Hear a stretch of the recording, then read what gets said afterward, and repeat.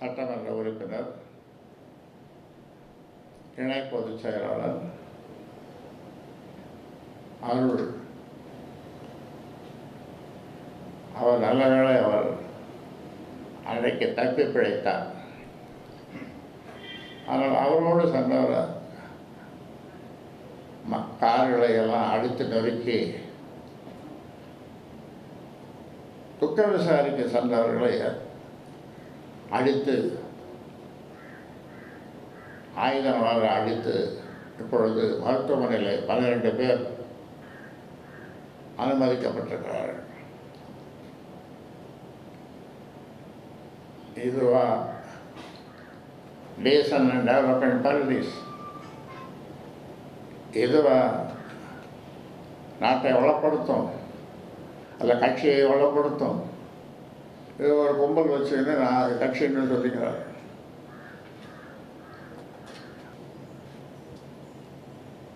நீ ஒரு தனியாக கட்சி ஆரம்பிச்சுக்கோ. 20 பேர் 21 பேர் எவ்வளோ பேர் சேர்ந்த ஒரு கட்சி ஆரம்பிக்கலாம்? 21 பேர். நீ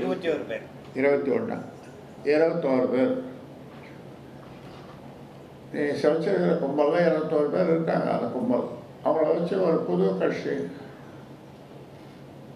ஆரம்பிச்சுக்கோ. பேர் வேணும்னா நானே சொல்லி கொடுக்குறேன்.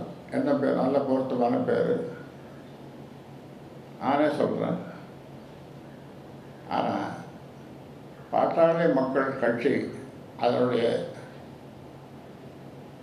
கொடி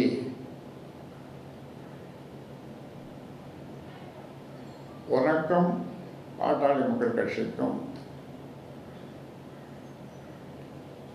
எந்த சம்பந்தமும் இல்லை, என்னோடும் எந்த சம்பந்தமும் இல்லை என்று பகிரங்கமாக நான் சொல்லிவிட்டேன்.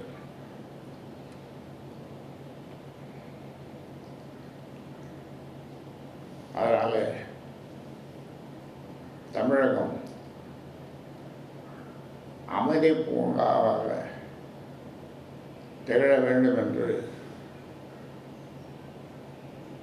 எல்லா அரசியல் கட்சி தலைவர்களும் மறைந்த தலைவர்கள் விரும்பினார்கள். அடிக்கடி என்னுடைய நண்பர் கலைஞர் அவர்கள் அடிக்கடி சொல்லுவார்,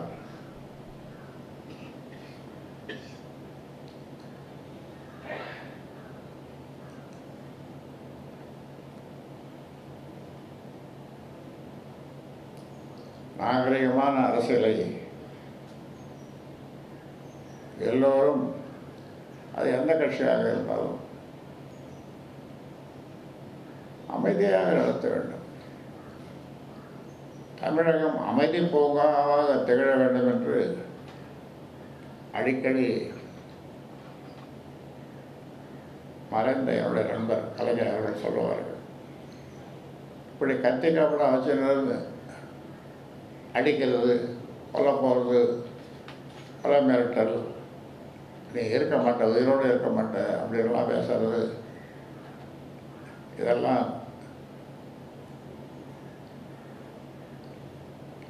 டீசன்ட் அண்ட் டெவலப்மெண்ட் பாலிட்டிக்ஸ் இல்லை, அமைதி பூங்காவாக இருக்காது. ஆனாலும் பாட்டாளி மக்கள் கட்சி சொந்தங்களுக்கு நான் வேண்டுகோள் விடுப்பது, எந்த நிலையிலும் எந்த வகையிலும் நீங்கள் எதிர்வினை ஆற்றக்கூடாது. அவர் சீனியர் லீடர், இது நம்முடைய பிரதமர் மோடி அவர்கள் அடிக்கடி சொல்வார்.